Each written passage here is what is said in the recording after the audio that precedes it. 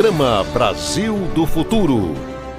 Notícia, opinião, as personalidades mais importantes e relevantes do cenário político passam por aqui.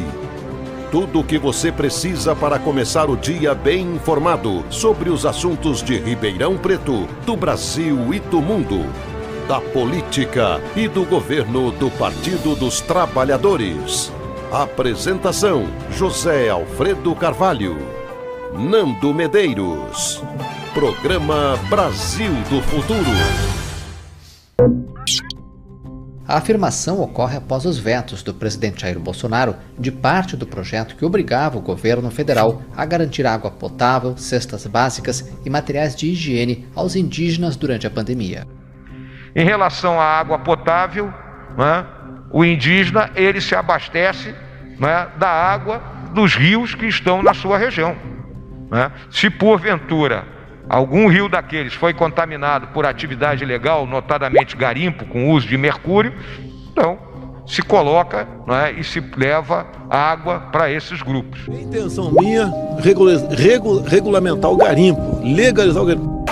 Não vai ter 1 centímetro demarcado para reserva indígena ou para quilombola.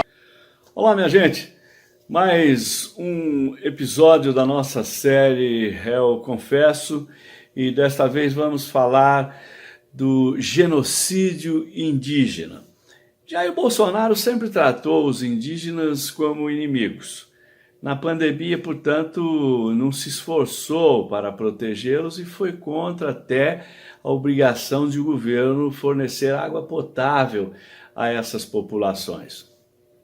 Abram aspas. Não vai ter 1 centímetro demarcado para terras indígenas e quilombolas. Fecha aspas. Essa frase de Jair Bolsonaro durante palestra no Clube Sociedade Hebraica em abril de 2017 era mais do que uma pontual promessa de sua antecipada campanha para presidente. O tom agressivo com que pronunciou esta frase indicava que seu governo, para usar uma linguagem comum aos militares, não trataria os povos originários como aliados, mas inimigos. Uma vez na presidência, Bolsonaro continuou a hostilidade em relação aos indígenas. Não bastava a paralisação da demarcação de terras, ele queria também a legalização de garimpo nas áreas já concedidas, declaração feita repetidas vezes e que encorajou garimpeiros a avançar sobre o espaço das tribos, como vem ocorrendo agora com os Yanomamis em Roraima. O ataque do atual presidente ocorreu até mesmo na Assembleia das Nações Unidas. Em setembro do ano passado, Bolsonaro culpou os indígenas pelas queimadas nas florestas brasileiras. Uma declaração que, segundo o Conselho Indigenista Missionário, abre aspas, demonstra a má-fé, o preconceito e a irresponsabilidade do presidente do Brasil perante outras nações. Fecha aspas. Não poderia haver, portanto, um momento pior para os indígenas brasileiros enfrentarem uma doença mortal como a Covid-19. Diferentes instituições alertaram para a necessidade de uma proteção especial a essas populações diante do novo coronavírus. Ainda em abril de 2020, o Ministério Público Federal do Distrito Federal recomendou que o Ministério da Saúde adotasse uma série de medidas, como a inclusão dos indígenas em grupo prioritário de vacinação contra a gripe, o fornecimento de alimentos e produtos de higiene e a distribuição de insumos laboratoriais, como testes PCR e sorologia e também respiradores. O Congresso Nacional fez a sua parte. Naquele mês, foi apresentado na Câmara, após a articulação das deputadas federais, professora Rosa Neide, do PT do Mato Grosso, Talíria Petroni, do PSOL do Rio de Janeiro, e Joena Wapchana, da Rede de Roraima, projeto de lei criando o Plano Emergencial para Enfrentamento ao Coronavírus nos territórios indígenas, prevendo várias das medidas propostas pelo MPF. Porém, Quando sancionou o plano, em julho de 2020, Bolsonaro vetou vários trechos, como os que obrigam o governo a fornecer às aldeias água potável, cestas básicas e materiais de limpeza e de desinfecção, além de garantir a oferta emergencial de leitos hospitalares e de terapia intensiva para essas comunidades. Ao justificar o veto à água potável, o vice-presidente Hamilton Mourão disse que os indígenas podiam beber água dos rios. Partidos de oposição recorreram ao STF, que ordenou o governo Bolsonaro a cumprir as medidas previstas no projeto, mas, segundo as principais lideranças indígenas do país, o executivo pouco fez. Dados de dezembro de 2020 apontavam que a mortalidade por Covid-19 entre indígenas era 16% maior que a do restante da população. E em março deste ano, a doença já havia afetado 163 povos e matado mais de 1.000 indígenas, incluindo importantes líderes como Gerson Pataxó e Aritana Yavalapiti. A situação levou a articulação dos povos indígenas do Brasil a produzir uma série de filmes denunciando ao mundo o ataque sofrido por essas populações no país. Um dos episódios, no qual se pedem medidas contra o avanço dos garimpos, das queimadas, do agronegócio e da Covid-19 sobre terras indígenas, foi denominado genocídio. Neste ano, o governo Bolsonaro reagiu ao clamor dos indígenas. Por meio da Casa Civil, encomendou a servidores federais que reúnam argumentos que ajudem a defender Jair Bolsonaro da acusação de promover genocídio indígena, expressão que compõe o item 15 da lista de crimes do governo durante a pandemia e que deu origem a esta série Réu Confesso. Já por meio da FUNAI, processou a PIB e uma de suas coordenadoras, Sônia Guajajara, por ter produzido a série de filmes acusando-as de difamação. Agora espera-se que na CPI da pandemia fique também esclarecida a responsabilidade penal do presidente da República por esse genocídio que se abateu, infelizmente, sobre os indígenas do Brasil durante esta pandemia. Por hoje era isso. Aguardem os novos episódios da série Réu Confesso. Muito obrigado e até breve. O Brasil é dos brasileiros e das brasileiras. Nosso país é soberano, um país único, que tem diversidade, riqueza e seu maior diferencial, o povo brasileiro.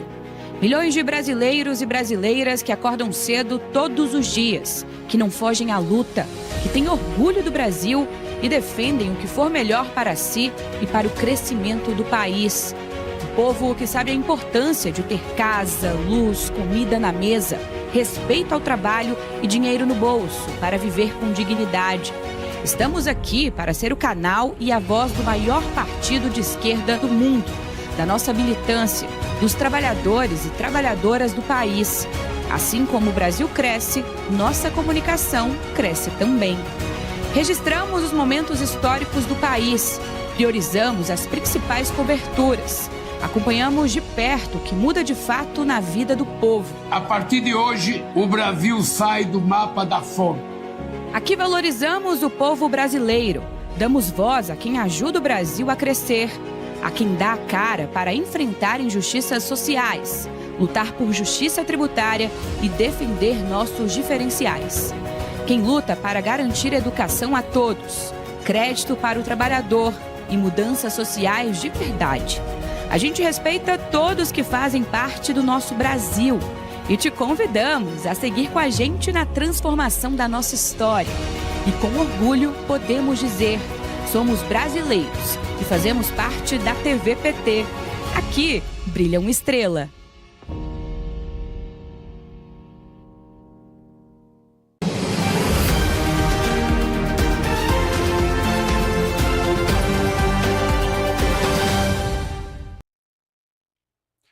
Está começando mais uma edição do Jornal PT Brasil e você vai ver. Projeto de taxação sobre bancos e bets é derrubado no Congresso Nacional e nós falamos ao vivo sobre o assunto com o deputado Alencar Santana. Parlamentares do PT e Lula classificam a ação da oposição como derrota ao povo brasileiro. Preço da cesta básica diminui em 22 capitais brasileiras em setembro. Lula sanciona a lei que torna agora Tem Especialistas programa permanente de governo. Hoje é quinta-feira, 9 de outubro, e o Jornal PT Brasil já começou.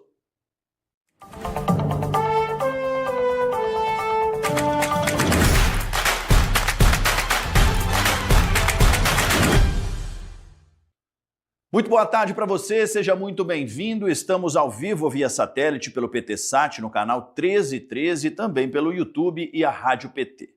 Quem apresenta esse jornal com a gente em língua brasileira de sinais são Lúcia e Nayane. Comente, envie sua mensagem, seu comentário. Aproveite também, já se inscreva em nossos canais oficiais e ative as notificações para ficar por dentro de tudo. Bom, e a gente abre essa edição com o deputado federal Alencar Santana, do PT de São Paulo, para a gente repercutir a derrubada no Congresso Nacional do projeto que previa taxar bancos e bets. Bem-vindo, deputado. Muito obrigado pela participação aqui com a gente. Boa tarde. Prazer estar com vocês aí da TV PT. Matheus, um abraço para todo mundo. Quem está nos acompanhando, companheiros e companheiras.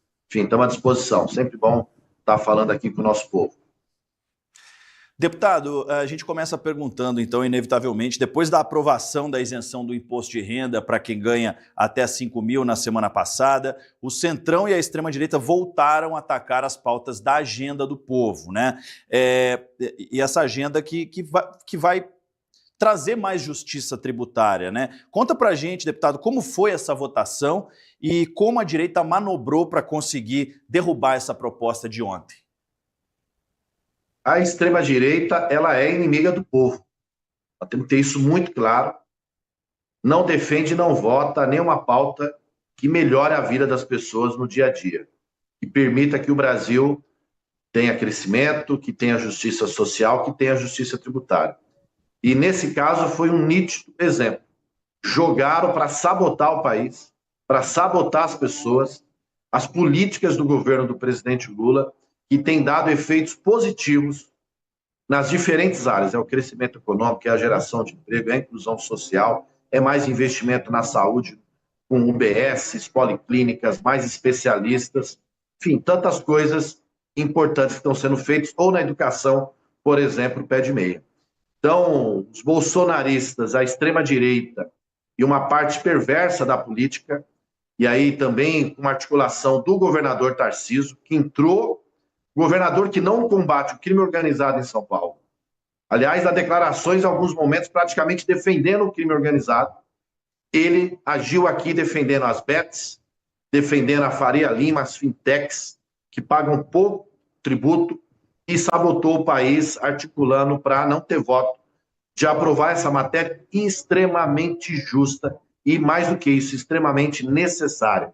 O governador Tarcísio sabotou na cara dura, um verdadeiro golpe contra o povo brasileiro, contra o povo de São Paulo e de todo o país.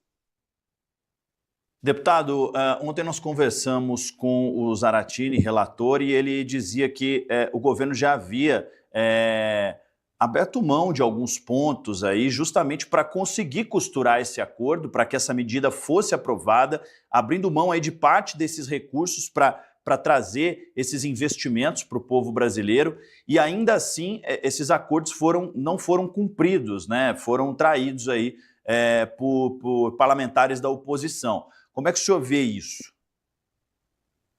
Olha, se construiu um acordo para aprovar o texto na comissão especial, depois ele ia ao plenário também com votos para aprovação. A partir desse momento é que entra a articulação do governador Tarcísio. Nós temos informes que ele ligou alguns líderes a deputados dizendo para não aprovarem essa matéria. Agora ele estava defendendo quem, afinal? As bets, que têm destruído famílias, pessoas viciadas no jogo, que querem continuar pagando pouco tributo? Ele estava defendendo quem, o governador Tarcísio? As fintechs, que hoje pagam menos tributos até do que outras entidades financeiras? O agro? Ou o setor imobiliário, que tem shoppings, grandes empreendimentos, e que, ao fazer esses investimentos, não pagam também sobre a renda oferida ali? Ou seja, quem ele estava defendendo? Estou dizendo um agrobilionário também, que não quer pagar 5% da renda, não sobre aquilo que produz, não, sobre investimentos feitos em títulos de crédito do setor do agro ou do imobiliário, que não querem pagar 5%, hoje pagam 0%. Quer dizer, é lamentável o que o governador fez. A gente sabe que muita gente, como diz, tem crime organizado também por detrás das bets, de parte das bets, ou crime organizado em parceria com as fintechs, como foi revelado em São Paulo, através de uma ação da Polícia Federal e da Receita Federal, denunciado recentemente. Parece que o governador agiu defendendo esse setor e não mais recursos para as políticas sociais que têm impacto no país como um todo e também em São Paulo. Afinal de contas, o governo Lula tem ajudado muito o estado de São Paulo a fazer investimentos. Então, foi uma sabotagem, uma traição completa. É o governador que defende os Estados Unidos, agora defendendo setores do crime organizado, as bets e outros, ao não aprovar essa matéria. Deputado, pegando carona nisso que o senhor citou, essa medida ela estava em discussão, ela taxa aí operações do sistema financeiro, especialmente as fintechs, como o senhor mencionou, né, empresas que fazem operação no mercado financeiro, como a partir da Faria Lima, inclusive em São Paulo, né? E algumas delas estão sendo, como o senhor mencionou, investigadas pela Polícia Federal num esquema de lavagem de dinheiro do PCC. De que forma essa manobra da extrema-direita aí beneficia essas empresas? Sem dúvida, beneficia muito, né? Afinal de contas, elas iam pagar uma tributação maior, ou as fintechs iam pagar maior, as bets iam pagar maior, uma tributação maior e ficar isentas. Quer dizer, para quem está utilizando essas empresas para lavar dinheiro, vai ter um lucro ainda maior. E a população que poderia ter um benefício de uma arrecadação maior, acaba não tendo esse benefício, né? Importante dizer, o governo, naquela operação, pegou fintechs que estavam sendo utilizadas pelo crime organizado para lavar dinheiro, né? Então, assim, revela uma articulação muito forte no Congresso de que lado e o que a extrema-direita está defendendo, o que os bolsonaristas estão defendendo, o que essa parte da direita, que também se articulou ali com a extrema-direita, defendeu. Muito estranha essa postura e não aprovar essa matéria, que era extremamente importante. E quero destacar outra coisa, o governador foi covarde e mentiroso, porque ele articulou, passou para a imprensa que não tinha feito nada, mas o próprio líder do PL, o deputado Sócrates, disse na tribuna da Câmara, agradecendo a articulação e o empenho do governador Tarcísio para ajudar a reprovar a matéria na data de ontem. Então, sem dúvida alguma, o governador Tarcísio agiu em benefício das bets, o governador Tarcísio agiu em benefício das fintechs que não querem pagar tributo no país. Consequentemente, desse setor, de uma parte dele que tem relação também com o crime organizado. Deputado, esse favorecimento aí de forma... De alguma forma também ao crime organizado, aos mais ricos. O presidente Lula também já citou essa questão da importância de trabalhar pela justiça tributária, né? De que forma isso impacta, né? Qual o tamanho desse impacto para a garantia dos serviços à população? Olha, o impacto ali, eu vou fazer um pouco mais de 30 bilhões, entre arrecadação e despesas que iam ser cortadas, o governo ia ter esse ganho de 35 bilhões, mais ou menos, para o ano que vem, né, para garantir recursos para financiar tantas políticas. É importante dizer que as pessoas falam, não queremos aumentar tributo. Quem é dono da Bet que vai pagar mais? Não é o cidadão não é dono da Bet. Quem é dono de fintech? Então, você, meu amigo, minha amiga, trabalhador, trabalhadora, para você o presidente Lula aprovou imposto de renda zero para quem ganha até 5 mil. e mais barato para quem ganha até 7.350. Fique tranquilo. Nós queremos é pegar os bilionários que vivem vidas de magnatas de luxo, né, e hoje pagam menos do que poderiam pagar. Então, para fazer justiça social, nós temos que tirar um pouco mais de quem pode muito. Aos bilionários, pagar 6% a mais no caso da Bet, ou no caso das fintechs, ou 5% quem está investindo em shopping center, grandes empreendimentos bilionários para fazer, pode ter certeza que ele não vai ficar mais pobre, mas ele vai ajudar a fazer políticas importantes, por exemplo, como o pé de meia, por exemplo, o gás gratuito para quem está no Cade Único, a iluminação também, o Mais Especialista e tantas outras ações que o governo Lula tem desenvolvido. Deputado, para fechar, uma última pergunta. Diante dessa atuação do próprio governador Tarcísio e essa articulação da extrema-direita dentro do Congresso Nacional também, de que forma a bancada do PT vai seguir mobilizada para justamente garantir a discussão e a aprovação de pautas importantes para a população brasileira? Primeiro, nós vamos esperar aí a decisão do governo, que está estudando outras medidas a serem tomadas para justamente garantir esse equilíbrio e a possibilidade desses investimentos para 2026. Segundo, vamos continuar batalhando por pautas importantes e necessárias para a nossa população, como a redução da jornada e o fim da escala 6x1, dessa jornada degradante e praticamente um modelo escravagista. Nós temos que garantir mais dignidade, mais qualidade de vida para as pessoas, o lazer, para cuidar da saúde, para estar com a família, para passear, enfim. Então, nós temos muitas pautas importantes, então nós vamos continuar unidos e trabalhando e fazendo esse debate. Mas, num primeiro momento, vamos esperar essa decisão do governo sobre quais medidas serão tomadas para compensar, né, o golpe que a população brasileira sofreu nessa semana por articulação da extrema-direita, pelos bolsonaristas e também com apoio e articulação do governador Tarcísio. Deputado, queria agradecer demais a tua participação aqui, desejar sucesso nessa batalha aí, nas próximas discussões aí, projetos a serem aprovados a favor da população brasileira. Muito obrigado. Eu que agradeço, Matheus, todos da TV PT, um forte abraço e fazer o convite aqui, nos acompanhe na rede social, estamos lá também no embate na CPMI e outras pautas aqui no Congresso. Um forte abraço, um beijo grande para todo mundo. Valeu, tá aí a participação, então, ao vivo do deputado federal Alencar Santana, do PT de São Paulo. Ele, como mesmo mencionou, além da votação de ontem, né, ele também participa da CPMI, que apura os desvios irregulares do INSS. E agora nós vamos saber, então, sobre o que aconteceu ontem no Congresso Nacional, né, essa votação. O governo construiu um acordo, como a gente mencionou aqui, que foi quebrado pela oposição com a articulação do Tarcísio, governador de São Paulo, e derrubou a medida que garantiria mais justiça tributária, fazendo com que os ricos pagassem mais impostos para desonerar os mais pobres. O Congresso, liderado por bolsonaristas e pelo Centrão, escolheu ficar do lado dos super ricos que acumulam fortunas e pagam menos impostos nesta quarta-feira. A medida provisória 1303 foi retirada da pauta na Câmara dos Deputados no prazo final para a sua votação. O projeto perdeu assim a validade e foi derrubado. Ao todo, foram 251 votos pela retirada da pauta e 193 pela manutenção das discussões. A medida propunha aumentar a taxação sobre aplicações financeiras dentro do país e no exterior, casas de apostas e criptomoedas.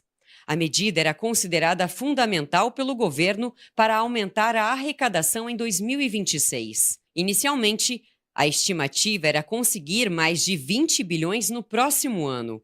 Com as mudanças na comissão mista do Congresso, os cálculos do governo baixaram para 17 bilhões.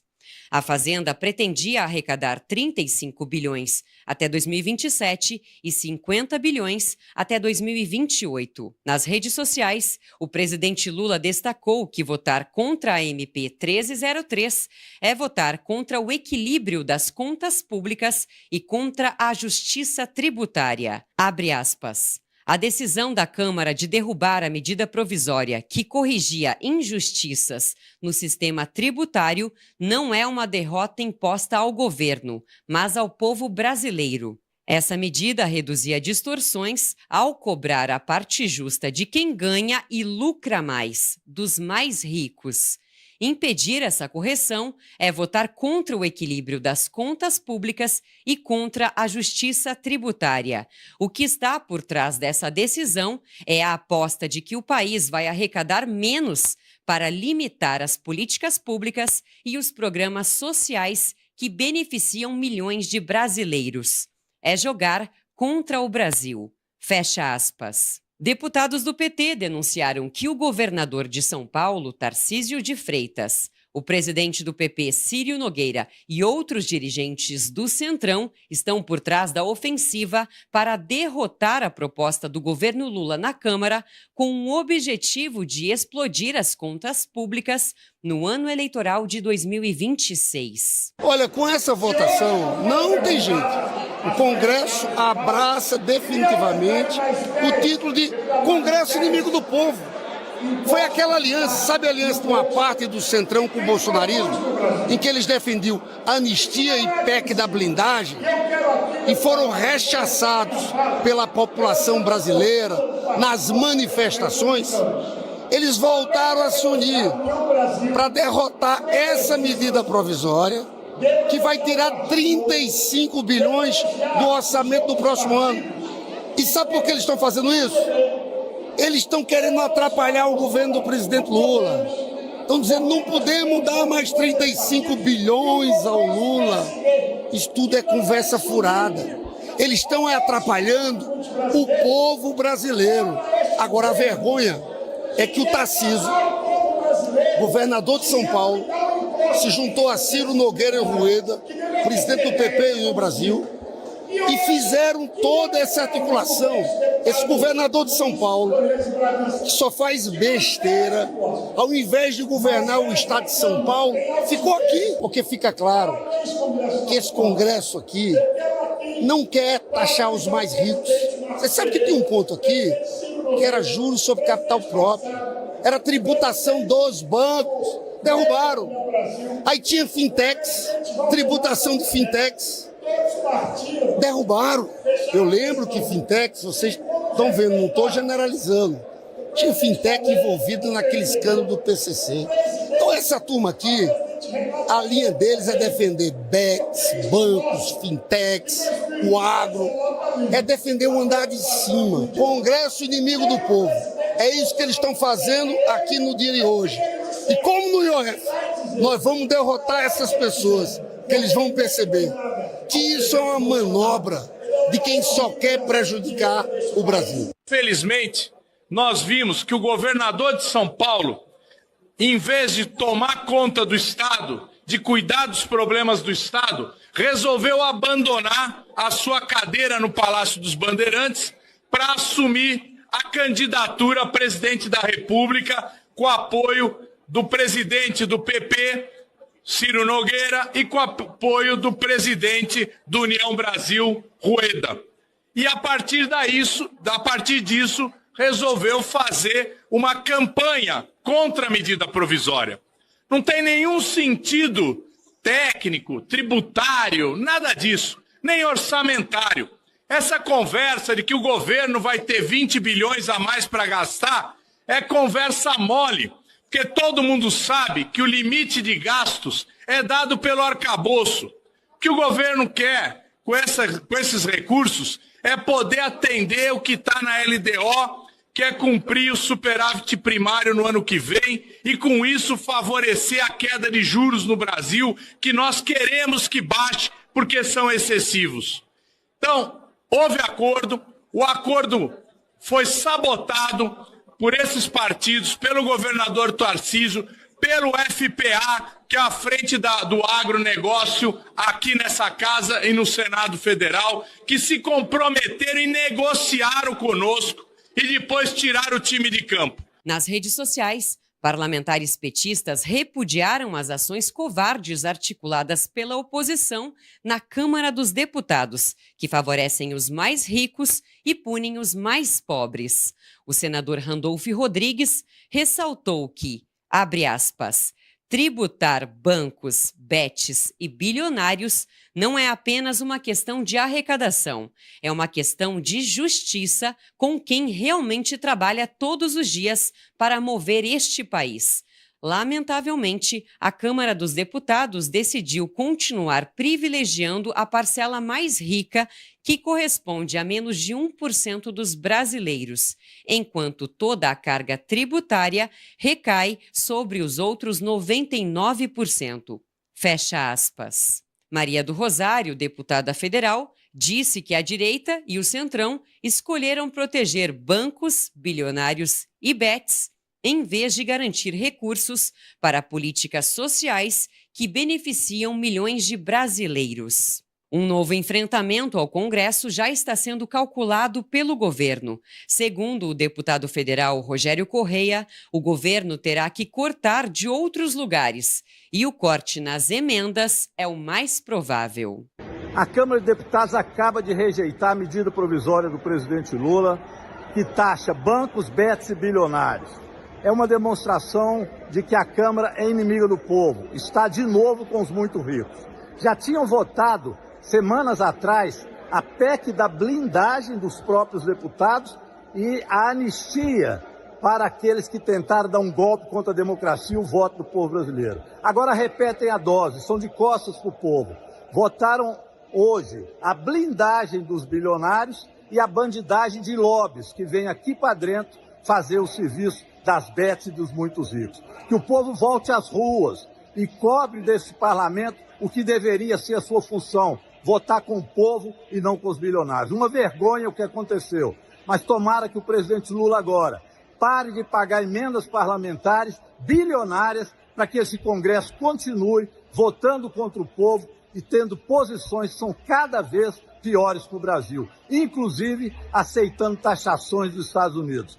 Presidente Lula, siga aí na sua linha. Não pague emendas parlamentares para quem não merece de jeito nenhum, nada além do repúdio do povo brasileiro. Em entrevista concedida à rádio Piatã FM na manhã de hoje, o presidente Lula novamente destacou que a derrubada da MP não foi uma derrota para o governo, mas sim para o povo brasileiro. Ontem o Congresso Nacional poderia ter aprovado para que os ricos pagassem um pouco mais de imposto. Veja, nós estávamos propondo uma proposta de 12%, de 18%, foi negociado para as fintechs e as big techs pagar apenas 12%, ainda assim eles não quiseram e recusaram pagar. É engraçado porque o povo trabalhador paga 27,5% de imposto de renda do seu salário. E os ricos não querem pagar 12%, não querem pagar 18%. Então eles acham que ontem eles votaram, derrotamos o governo. Não derrotaram o governo. Derrotar o povo brasileiro, derrotar a possibilidade de melhorar a qualidade de vida do povo brasileiro, tirando mais dinheiro dos ricos e distribuindo para os pobres. Foi isso que aconteceu ontem no Congresso Nacional. A seguir, nós mostramos que o presidente Lula torna o Agora Tem Especialistas política permanente de governo. Não sai daí que a gente volta já.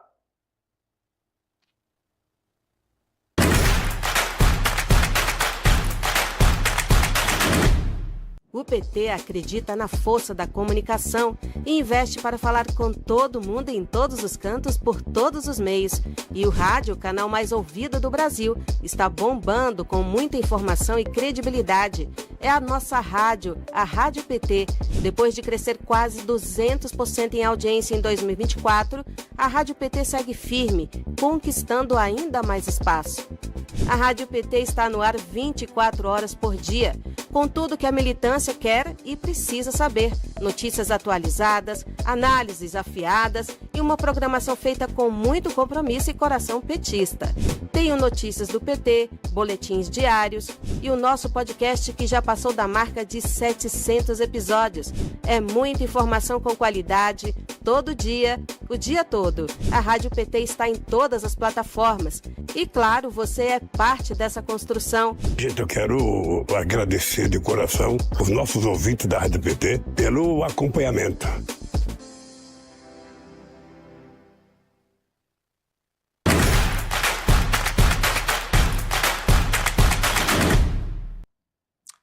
Estamos de volta com o Jornal PT Brasil e o presidente Lula sancionou a lei do Agora Tem Especialistas, que transforma em política permanente um dos principais programas criados pelo governo para reduzir o tempo de espera por consultas, exames e cirurgias no Sistema Único de Saúde. Com a sanção da lei, o governo Lula pretende acelerar o acesso da população a médicos especialistas e a procedimentos de média e alta complexidade, reorganizando o SUS para atender com mais agilidade e eficiência. A expectativa é que milhões de brasileiros sejam beneficiados nos próximos anos, especialmente em regiões com maior carência de profissionais e estrutura hospitalar. A meta é mobilizar toda a rede de saúde pública e privada para reduzir drasticamente o tempo de espera no SUS. Esse que é o grande programa pensado pelo presidente Lula. Começou com a medida provisória no final de maio. Várias ações já estão acontecendo em todo o país. Já tivemos inclusão de pacientes a serem atendidos pelos planos de saúde, pacientes sendo atendidos em hospitais privados. Nós tivemos as ações de terceiro turno em várias gestões municipais.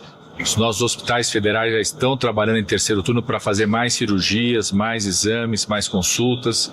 Já fizemos 2 mutirões nacionais, maiores mutirões nacionais feitos pelo SUS, pelos hospitais universitários federais, hoje com a presença do presidente, mais de 30 mil procedimentos. A lei também consolida o projeto Mais Médicos Especialistas, que amplia a presença de profissionais qualificados no SUS.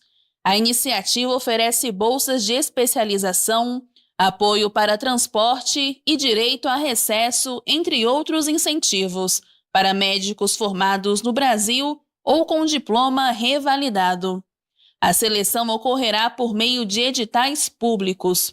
Profissionais que atuarem em regiões de maior vulnerabilidade, como a Amazônia Legal, territórios indígenas e municípios com baixos indicadores socioeconômicos, receberão um auxílio financeiro adicional, conforme a disponibilidade orçamentária.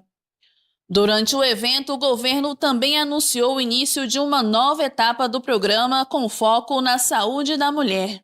28 carretas móveis começaram a percorrer 22 estados, com atendimento especializado dentro das ações do Outubro Rosa.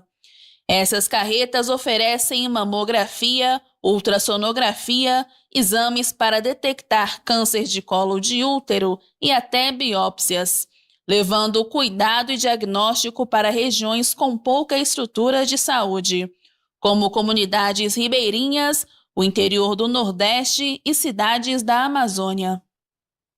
O Agora Tem Especialistas tem 3 eixos estratégicos: incentivos fiscais que permitem descontos em tributos federais para hospitais e clínicas privadas que aderirem ao programa, a compensação de dívidas de planos de saúde com o SUS por meio da prestação de serviços à população e a possibilidade de que a União ofereça atendimentos especializados diariamente em casos de emergência. Já colocamos mais de 300 médicos especialistas para atuar em várias regiões do país através de uma ação direta do governo federal. Tudo isso era permitido pela medida provisória, agora ela virando lei, tem mais força, mais segurança, inclusive para adesão de hospitais privados, de adesão do plano de saúde, de hospitais de plano de saúde para atender a nossa população, dá mais sustentabilidade para o programa Agora Tem Especialistas. E em entrevista nessa manhã à Rádio Piatã da Bahia, o presidente Lula falou sobre os avanços sociais conquistados pelo governo do Brasil e que é preciso trabalhar para continuar garantindo oportunidades e direitos. Nunca houve na Bahia política de inclusão social e nunca houve no Brasil que chegasse perto daquilo que a gente está fazendo de inclusão social. E é exatamente essa inclusão social que faz com que as pessoas mais pobres subam um degrau na escala social, um degrau.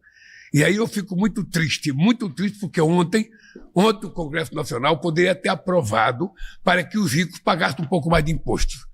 Veja, nós estávamos propondo uma proposta de 12, de 18, foi negociado para as fintechs e as big techs pagar apenas 12%, ainda assim eles não quiseram e recusaram pagar. É engraçado porque o povo trabalhador paga 27,5% de imposto de renda do seu salário. E os ricos não querem pagar 12%. Então eles acham que ontem eles votaram, derrotamos o governo. Não derrotaram o governo, derrotaram o povo brasileiro. Derrotaram a possibilidade de melhorar a qualidade de vida do povo brasileiro, tirando mais dinheiro dos ricos e distribuindo para os pobres. Foi isso que aconteceu ontem no Congresso Nacional. O presidente nacional do PT, Edinho Silva, esteve em Berlim, na Alemanha, participando de agendas com o Partido Social Democrata da Alemanha. A viagem faz parte da cooperação firmada entre o PT e o Partido Alemão para estreitar laços políticos e desenvolver grupos de estudo conjuntos sobre democracia e transição energética. Durante o período, Edinho participou de debates com políticos no parlamento alemão e destacou o interesse das lideranças europeias no enfrentamento brasileiro ao bolsonarismo e na reconstrução institucional do governo Lula. E no próximo bloco, nós falamos que a cesta básica caiu em 22 capitais brasileiras. Não sai daí que a gente volta rapidinho.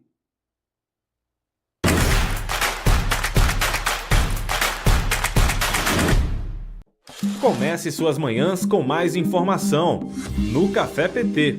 Os assuntos mais importantes para o dia a dia do trabalhador e da trabalhadora brasileiros, debatidos com lideranças do PT e do governo Lula. Já preparou o seu café? Então chega com a gente, porque o Café PT começa agora. Assista a programas inéditos toda segunda, quarta e sexta, às 9 da manhã. Ou confira a reapresentação logo após a reprise do jornal PT Brasil. TV PT. Aqui brilha uma estrela.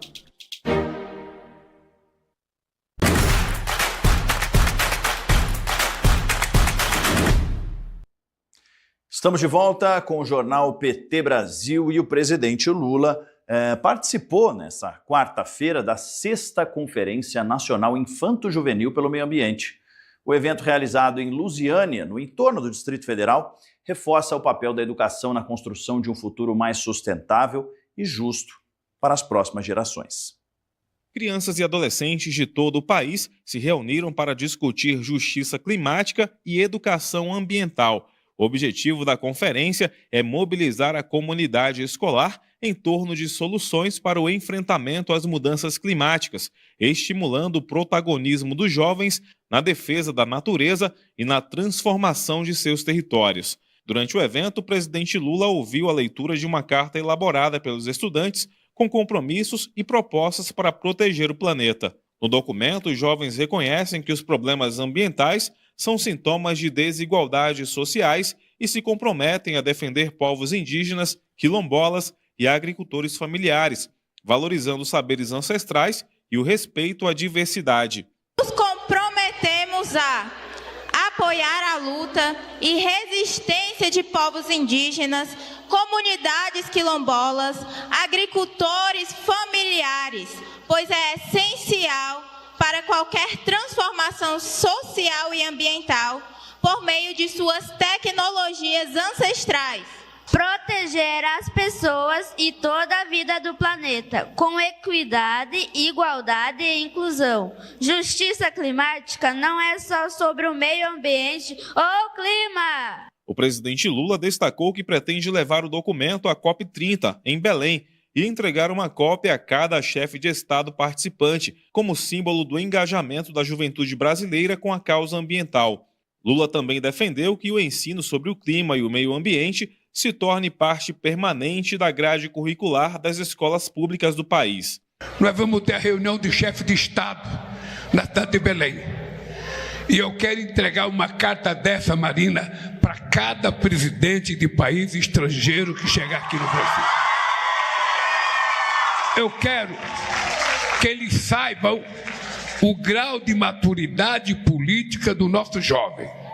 Eu quero que eles saibam o grau de maturidade climática que tem o nosso jovem.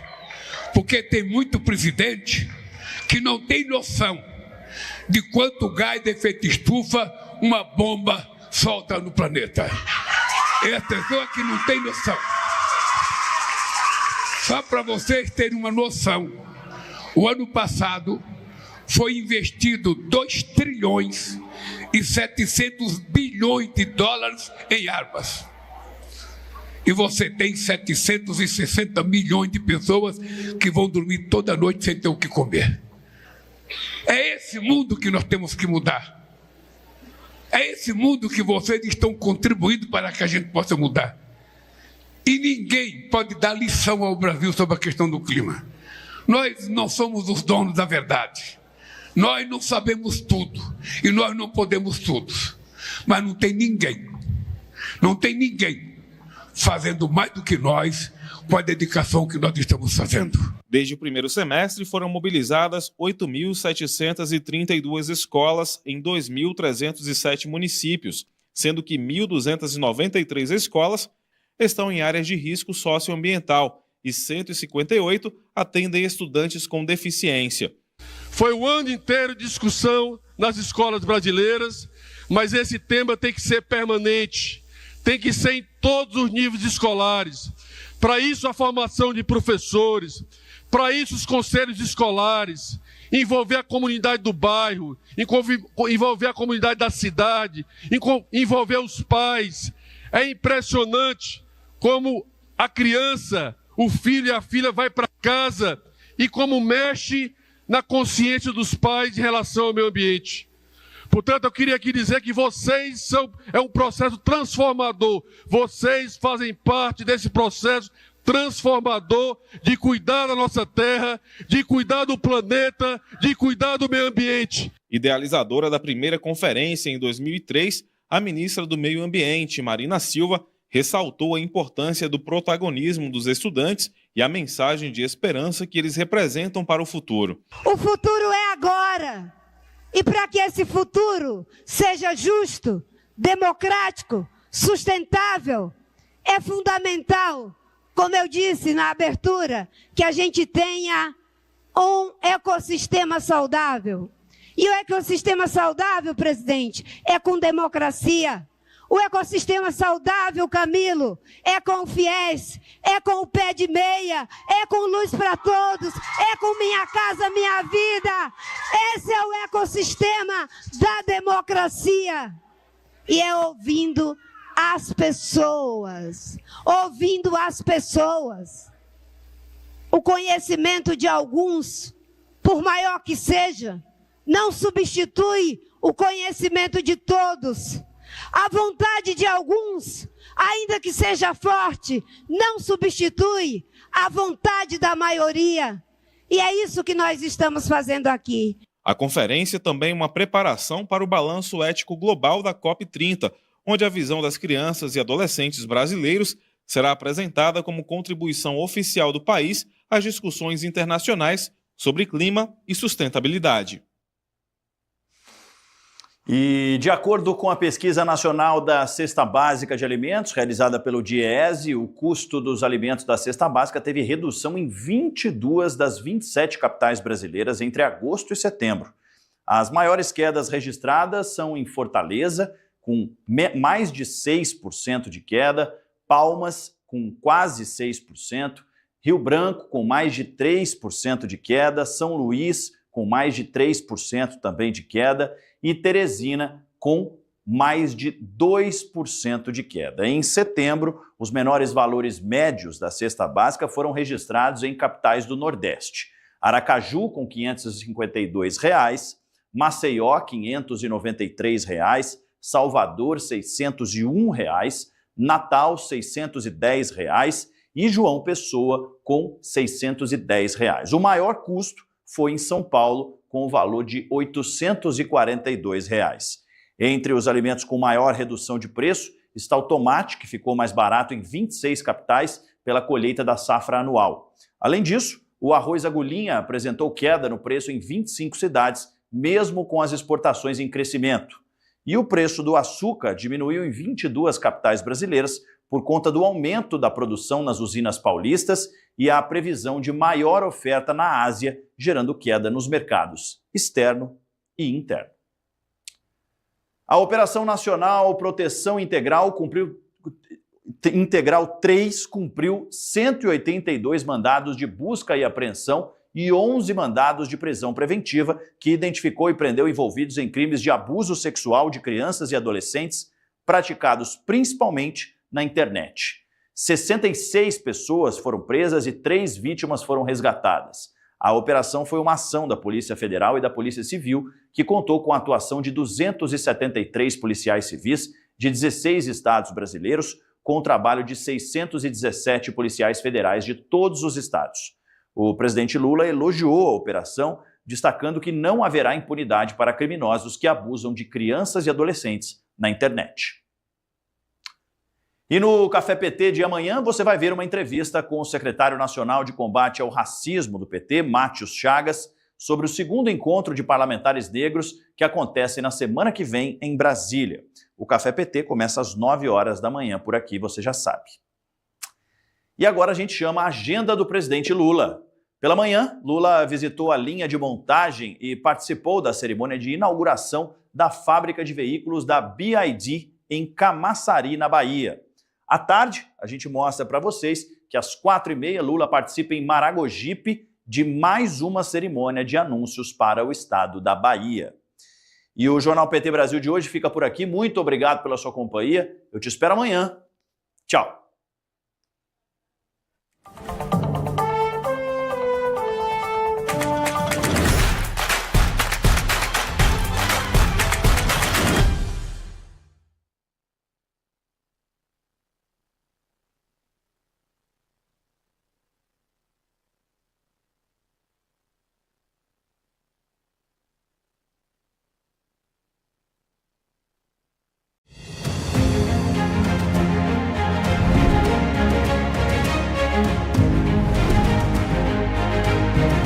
No programa de hoje você vai ver o que rolou no 28º Congresso da APEUESP.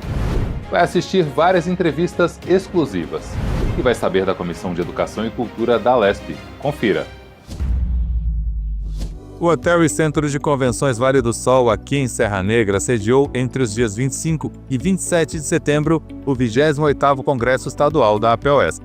Foram 1.517 delegados das 95 subsedes da APEUESP do estado de São Paulo, 302 delegados da capital, 310 da Grande São Paulo e 905 do interior.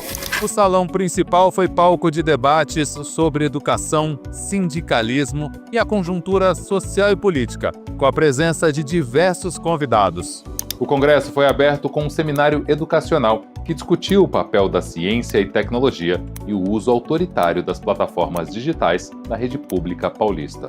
Mas nós temos um processo avançado aqui no Brasil, que é da plataformização, e que o interesse não é de fato a educação, garantir conhecimento, absolutamente. Ele tem o interesse de fazer uma passagem próxima, entre aspas, mais barata, porque não é, pelos números do custo das plataformas, tá certo? Mas, ao mesmo tempo, nós sabemos que tem a visão mercadológica da educação. E aí a gente tem que saber o seguinte, esse é o desafio. Como romper? É romper com o discurso de colocar aquilo que é inerente a nós, que é a pedagogia, que é a especificidade de ser professor. Nós não enquadramos em plataforma. Muitos falam, os meninos se enchem da plataforma, porque não. É porque, na verdade, Fernando Cássio, tira os moleques da escola, bota para ficar virando aquela plataforma e copiar. É pior do que era antes. Então, a partir desses indicadores, nós calculamos os indicadores de plataforma que a secretaria usa para tomar, por exemplo, a decisão de afastar diretores escolares. Vocês sabem que isso está acontecendo, inclusive diretores efetivos, que estão sendo removidos das suas escolas, né? Existe uma resolução, a resolução 4, que, a meu ver, é uma resolução ilegal, que autoriza a remoção de diretores efetivos das suas escolas, baseado nesses números, nos dados de uso e de tempo de uso de plataforma, o que é um absurdo. Eu comecei a estudar cérebro em 1970, estou estudando até hoje, e posso dizer com a maior tranquilidade que não tem ninguém na neurociências que possa legislar em cima da docência. Nós podemos apenas colaborar, nós que estamos no desenvolvimento humano, com o que está acontecendo lá. Nós, dentro do MEC, mais especificamente na CECADI, vivemos lá nossas contradições. E eu gostaria de citar uma delas. Nós estamos discutindo plataformização. E lá nós temos desafios de lidar com escolas do campo, escolas que atendem a indígenas, a quilombolas, que ainda sequer têm água e esgoto. Essa é a nossa realidade. Além da discussão de uso de plataformas, de precarização do trabalho docente, ainda uma infraestrutura precária no atendimento básico enquanto humano, básico enquanto atendimento ao direito à educação. Em seguida, houve uma apresentação cultural e uma homenagem a Pepe Mujica, patrono do evento.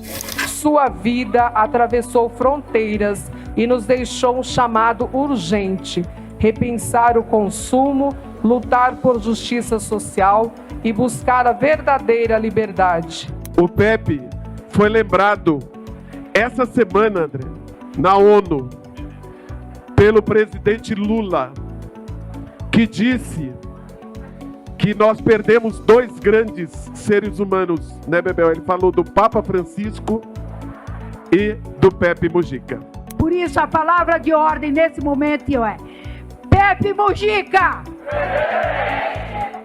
A abertura solene foi realizada com a presença de lideranças sindicais e políticas, que levaram seu apoio às lutas da APUESP. Um dos maiores sindicatos do mundo, que sempre teve uma participação muito efetiva nas lutas nacionais e aqui em particular, não só em defesa da categoria. Claro, é parte da luta sindical, mas na luta política. É um congresso em que nós estamos enfrentando talvez um dos momentos mais difíceis para a categoria de enfrentamento da continuidade do desmonte da educação, mas não só isso, do ataque direto aos profissionais da educação e a educação que nós acreditamos, né, que é uma educação includente. E ele, sempre que faz o seu congresso, os movimentos todos eles se apressam a participar, a dar opiniões, e tudo que é discutido aqui é levado para a sociedade e com certeza vai ser implementado, porque é um sindicato muito grande,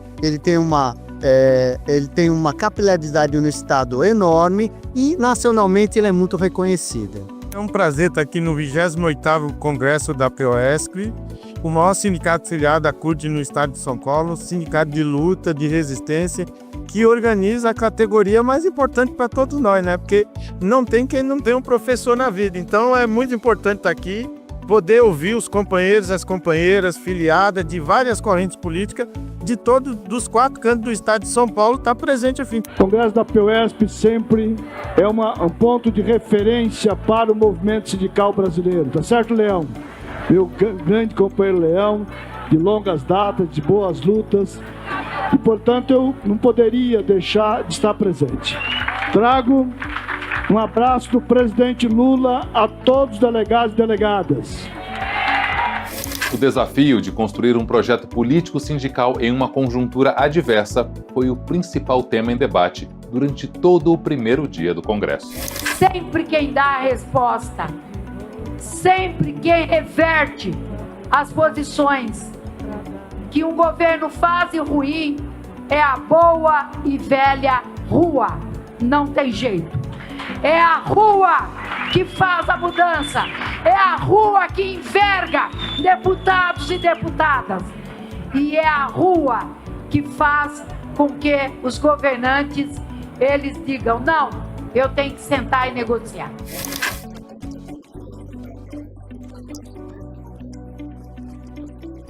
No próximo programa, você verá os principais momentos do segundo e terceiro dia do 28º Congresso da APUESP.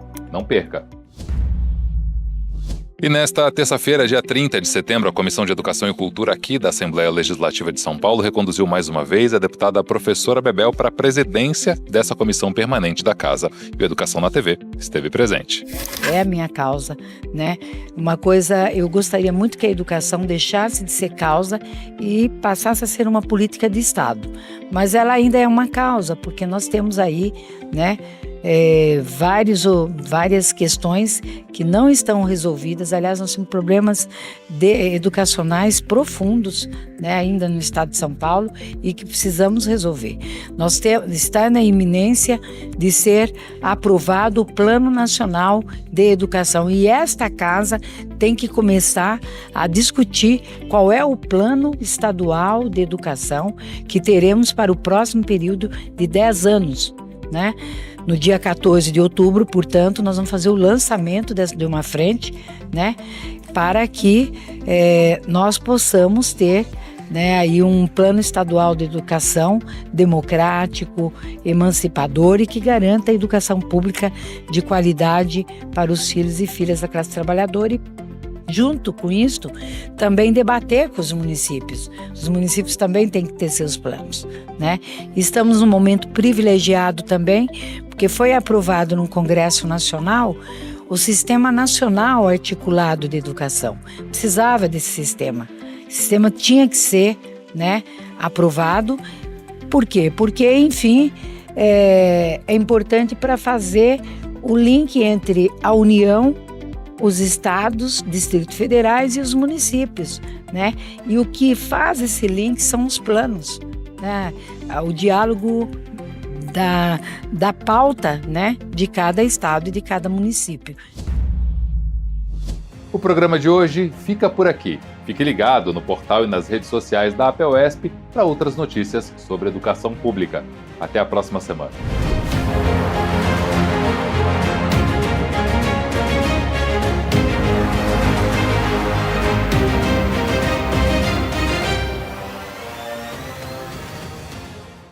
Você sabe, na hora em que precisa, é com o PT que você pode contar.